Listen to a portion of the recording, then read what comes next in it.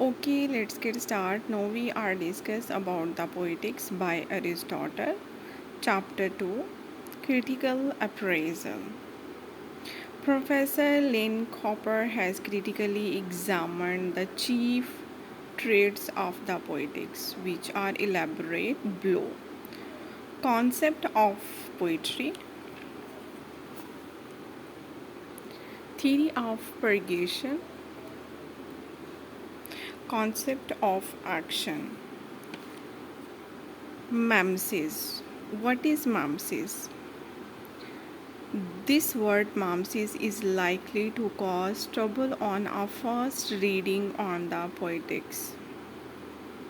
To begin with, it implies but doesn't signify the prime activity of the poet or of the artist in the widest sense.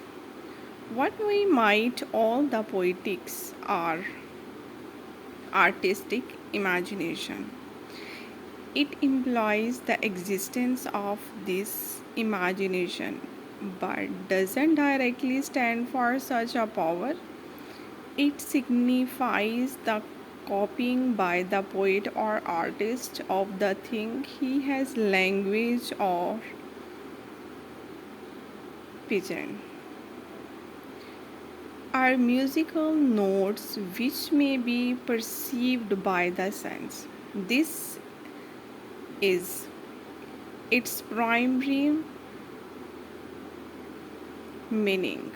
The poet has his conception of a story, or the musical has his conception of a theme, and he put this conception into rhythmical language or musical notes. He doesn't copy the work of another, he imitates or embodies the inner form or soul of his own making in an outer medium for the sense of his speaking of his audience. Nor does he copy any work of nature.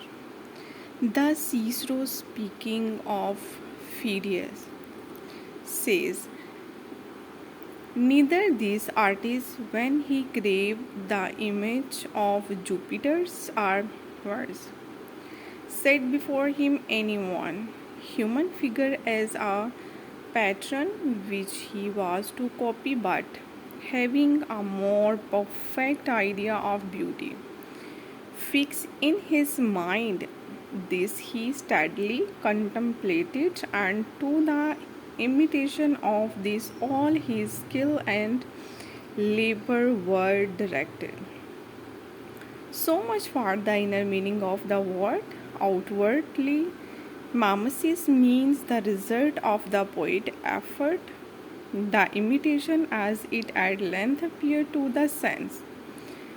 The finished work of art, Oedipus, the king of Sophocles, the statue as Phidias left it, or let us say, Leonardo's portrait of Mona Lisa. Conception of here in tragedy. The idea of transformation of personality in the agents of a drama or an epic isn't entirely alien to the poetics. The opinion frequently is heard that an element of difference in the modern from the ancient drama consists in what we term development of character. No, it is true that the scope of a play like Macbeth or King Lear does afford an opportunity for some display of the successive stage in the history of a moral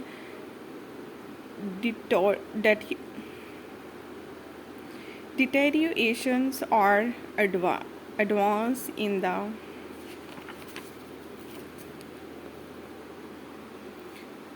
person of the drama. Though it may be questions whether our interest in this process isn't more of an intellectual than a truly emotion or artistic interest. In any case, the tragic change of fortune from happiness to misery are the reverse as described in the treatise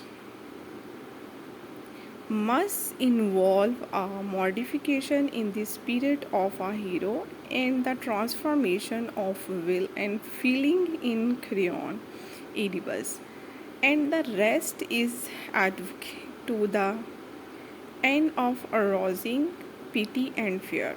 But we should not searching in the poetics for anything on the education of any hero beyond his enlightenment with respect to a given tragic situations.